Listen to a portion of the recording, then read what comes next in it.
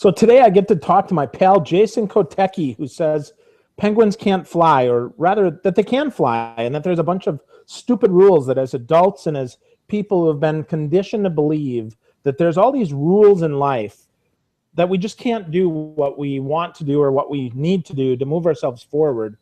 I thought it'd be really interesting to talk to Jason about what the heck is it with all these rules, and why do we think that we get sucked into believing all this stuff that's frankly just myth? So Jason Kotecki, live from, are you at home today in Madison? I am. I'm in the Cool. cheese state.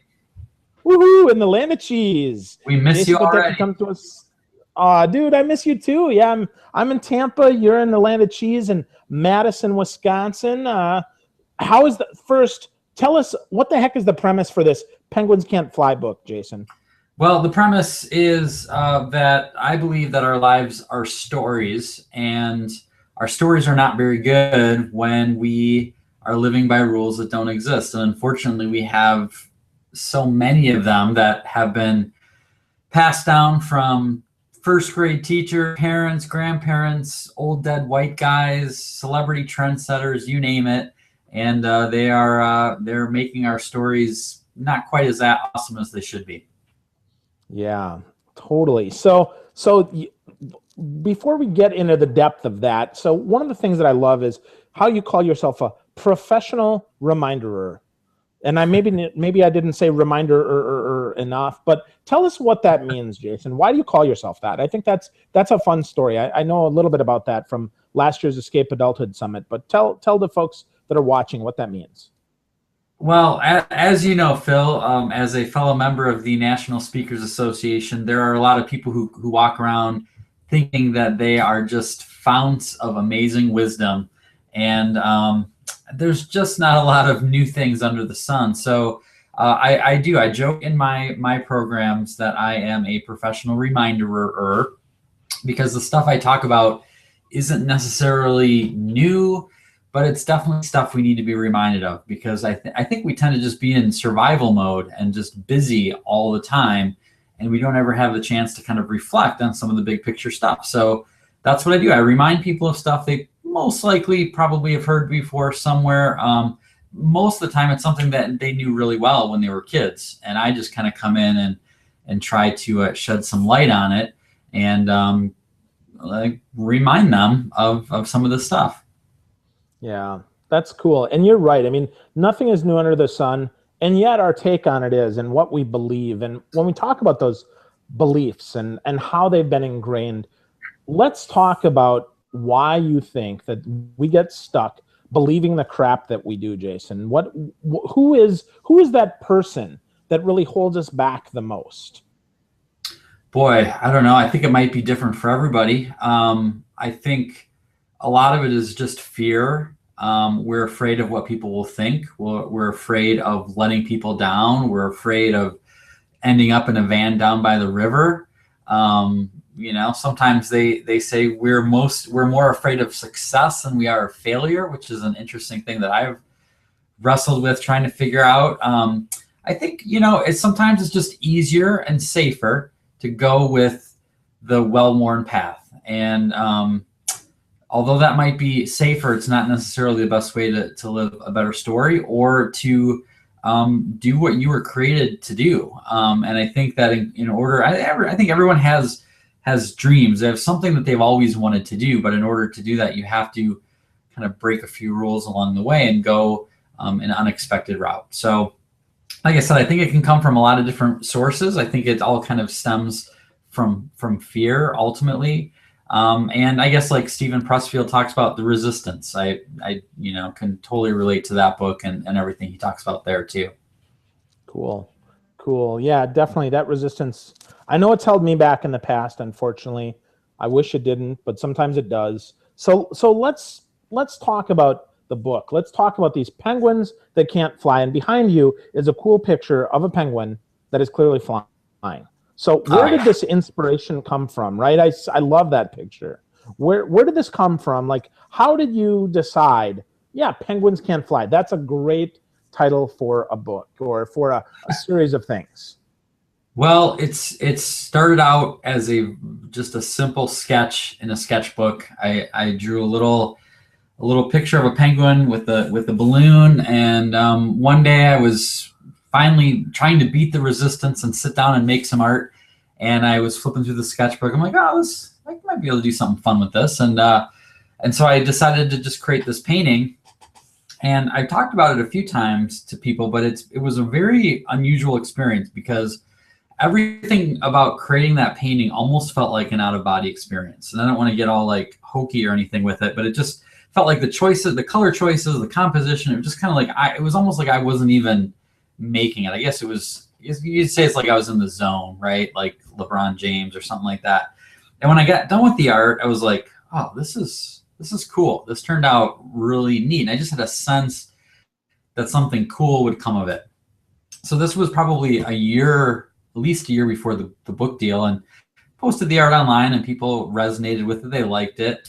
And then when I got my my book deal and the agent, we were talking about what kind of book did we want to pitch. I'd been wanting to do a book about rules that don't exist for a long time, and the idea of the penguin kind of came of like the rule that penguins aren't supposed to be able to fly. And so it just kind of made a perfect cover and a great metaphor, and just kind of a sort of a metaphor for, like, exceeding the limitations that either other people put on us or that we put on ourselves. And one of the things I talk about in the book is the rule, thou shalt be realistic. And I'm a pretty practical, pragmatic guy myself, but I think we have to be really careful of what we label as realistic, because, if you go back to the Wright brothers days, I think most people weren't thinking they were very realistic trying to build a crazy flying machine. And now we take it for granted. So I think some of the things that we probably think are pretty unrealistic today, hopefully curing autism or AIDS or something like that, hopefully by the time my kids are, have their own kids, that'll be a foregone conclusion that of course we can cure AIDS and autism or any of these things. So that's how it started. It was just a little silly sketch in a sketchbook that kind of snowballed its way to something kind of neat. Yeah. So talking about being realistic, Jason, you set out to be a bestseller with this book, and I don't know where you are in that, but I think the outpouring of support has been amazing. And my point in this question is not to really talk about the bestseller, but talk about the outreach that you did to help sell some books, and some of the things that you did before and then right before and kind of at launch to kind of drive some of those sales, because I think a lot of folks that might watch this might be curious about how that works. Yeah. Well, let's see. We did a lot of stuff. If I'll share some things, if there's something that you noticed that I left out, feel free to follow up with it. I think from the very beginning, we wanted to tell a story around this book. We wanted to include people in on the process. So from the very beginning, I knew I was going to write about 40 rules, as I assumed that would be about a right number of a normal book. And I had 30 that for sure, I probably had 80 note cards of different potential rules.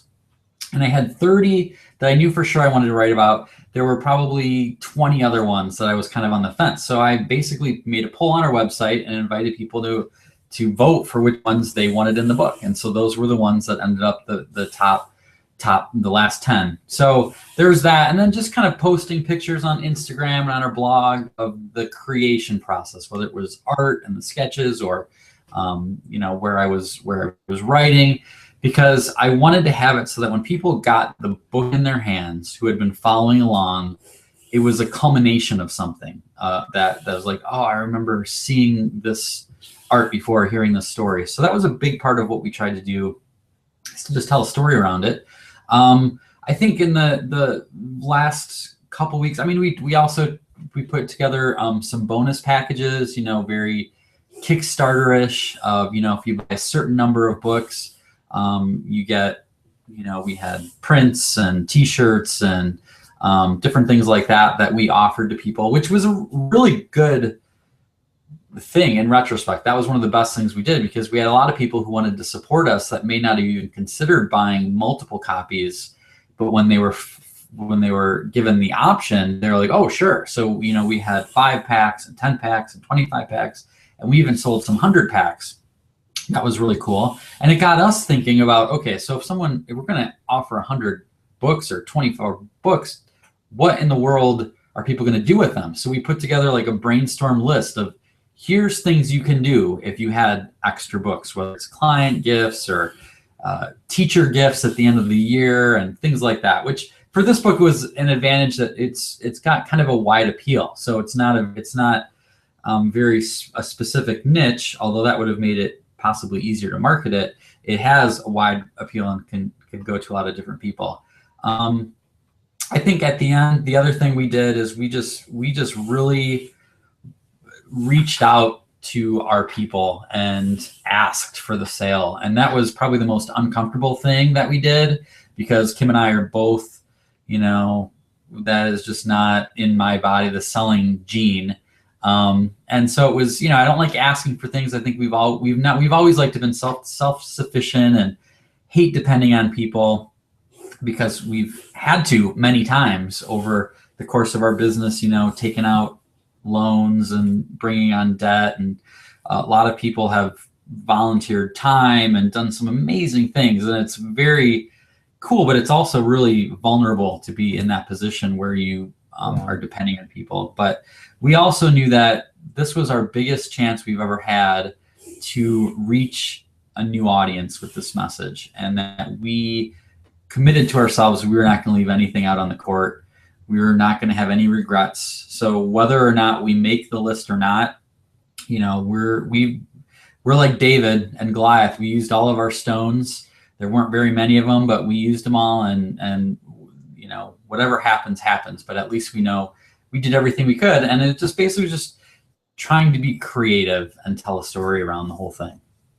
Yeah, I think those are the two big themes that I would say really resonated with me in your launch, Jason, is the creativity that you had and the fact that it all really related to your story. It wasn't just buy my book, click my link, do my junk, right? Anywhere on social, it was all additive. It all did build anticipation about the book. And it was, I especially like that you didn't just give away secrets in the book, right? The penguins can't fly, right? That would have been easy. Oh, here's just a free chapter, if you will. But I like that you made a free book ahead of time. I thought that was really cool. I like that you have extra rules that didn't fit in the book. So as folks are writing a book, as you're thinking about your project, if you're thinking of 40 different things or 10 different things, if there were 15, shave those off, save those for later, because those might be some good giveaways. And then I especially kind of at the end, this made me laugh. On launch day, you didn't do what most authors did, what most authors do, right? You didn't sit there and watch the Amazon rankings so that for that 14 seconds that you were number one, you captured that and, oh my gosh, I'm number one. Instead, you and Kim went and did your own thing. You went out for a nice dinner and you dressed up, which I thought also made me laugh. So talk to us about that mindset. I think that's important, right? Because not there's a rule around how you should be on launch day, but certainly there's an unwritten rule that says thou shalt check all of your stats every second, because who the heck knows when you might hit number one. Yeah. Well, thank you. I appreciate that. I didn't really know what I was supposed to do, and it was funny because I didn't really think about it until about a week out, and I was like, geez, I should probably do something for long, and what we were originally thinking about doing was doing an all-day hangout on Facebook, like a Facebook party, which we've done a few 1 or 2 hour ones that have been really great. And I'm like, oh, that'd be kind of cool. I'd just sit and hang out and chat and answer questions. But then as it went along, that became more of like, it felt like something I should do just because I didn't have a really good idea of what else to do. And then Kim actually had the idea of like, what if you just did art that day? And I was like, oh, that sounds glorious, because it's, in the promotion of this book the last couple months, I've done not a lot of art. And so the idea of just kind of detaching myself from it, I spent a little time in the morning in prayer, just kind of like basically saying whatever's meant to be, whatever's meant to be. I went to an art museum. just to kind of get some inspiration. I sat down by the lake in Madison. I came home. The one thing I did do is I did go to Barnes and Noble to find the book, found it, signed some copies, got a picture. That was like a little highlight. But other than that, then I came home and I painted for a couple hours, and Kim and I got dressed up. And I love how you know me enough to know that that is an unusual occurrence. Normally it's a t-shirt. But yeah, we went to a great steakhouse, and I think I spent more money on that meal than I've had for any other meal in my life. But it was good. And then we ended up having a first afterwards, which is actually a great end to the day, because then we got to see people were so excited and showing us pictures of them with the book and asking questions. And my agent and my editor were both able to make it. And I did find out that they were tracking numbers. So I was like, well, I'm glad someone did, because I didn't need to. So, but yeah, so it was like, I think it was a little bit unusual, but it fit me, because I'm just, like I tell people, I want to be on an asking sabbatical. I want to stop asking for things. I just want to help people tired of asking about my thing. So it was just a good day to kind of have a transition. And now, of course, it's in some ways it's just the beginning. We're going to be starting off on a little tour, but it's still focused around, let's just find creative ways to talk about this and tell a story, rather than, did you get my book yet? Did you get my book yet? Did you get my book yet? Because that gets old fast, Yeah, that's true. That's true. So just a couple more questions as we wrap up here, Jason. So first, what is your favorite Not a Rule, and why? That's a good question. I've been asked that a lot lately, and the ones I keep coming back to, I kind of have two. So like the rules in the book, there's a mix of silly ones that just kind of make you smile and laugh, and then a mix of other ones that are a little bit more serious that hopefully make you think. And on the silly side, the "Thou shalt not draw on your children" is my favorite one. There's a story in there about drawing a little purple mustache on my son Ben, and them going out to eat. And I like to say, if you're a parent, or if you have control over any kids for any period of time, and you're not using that inalienable power to draw on them, you are missing out. So pro tip, use washable markers. Then not Sharpies. That's the downfall if you were to use Sharpies. And then the other rule that's a little bit more serious, and it kind of goes along with what we talked about, is the "Thou shalt wait for permission." I think I've always been a huge fan of the phrase, it's better to ask for forgiveness than ask for permission. And I think that that's sort of the driving force of this book. And just the idea that I just really believe we're meant to be great, and we have great things that we're designed to do, all of us on our own little ways, but we can't wait for someone to give us the okay. And just the fact that we're doing this on a Google Hangout is a sign of like how much technology has changed and how many tools we have that we've never had before, that if we're not taking advantage of it, we're really missing the boat. Yeah, that's good. So take control. Don't wait for permission. Those are awesome. So last question is a layup, Jason. How do we find more out about this book and about the cool cartoons that you draw, and about this whole attitude around kind of escaping adulthood? That, we've been friends a long time, and that just continues to resonate with me every day. Whenever I'm thinking of being too serious and have a little grump in my throat, I think about you, and I think about, that attitude that you always have to just have some fun, do a disco at Jamba Juice, or, like you said, drawing your kids with washable markers, not with Sharpies, right? Maybe we'll get a Sharpie deal out of this, probably not, or whatever, right? So so how do we get more of the awesome that is Jason Kotecki? Well, thank you, first of all, because I think to think of you as having a grump, any sort of grump in your throat or anything, I can't even imagine that. And so the idea that anything I would do would resonate with you is a pretty cool thing. So where do you find out about us? Well, Escape Adulthood is the website, escapeadulthood.com. Oh, I guess I should be a salesman and hold up the book. This is what the book actually looks like. And we are excited. It's full color, it's hardcover. It's got, let's see if I can even do this. got colored pictures and all of it. This is one of my favorites. The band of the toys. So yeah, so this. You can find this at our website, escapeadulthood.com. You can find it at Amazon, Barnes and Noble, any places you can buy books. Our rule specific to the book is rulesthatdon'texist.com. If you go there, it's basically a section of our site where you can download a free preview and learn more about it and the tour stuff that we have going on and all that kind of stuff. So, but escapeadulthood.com would be the home base, I suppose. Very cool. So one other thing, if you're on social media, look for the hashtag not a rule. There's lots of cool stuff. You can add your own there. Jason might feature you on his website or in his newsletter, whatever it is. So give that a look. And Jason Kotecki, my friend, congratulations on a great book. Hope for a successful continued launch, right? We don't just want one day or 1 week. We want this to go on forever. And thanks for being with me today, pal.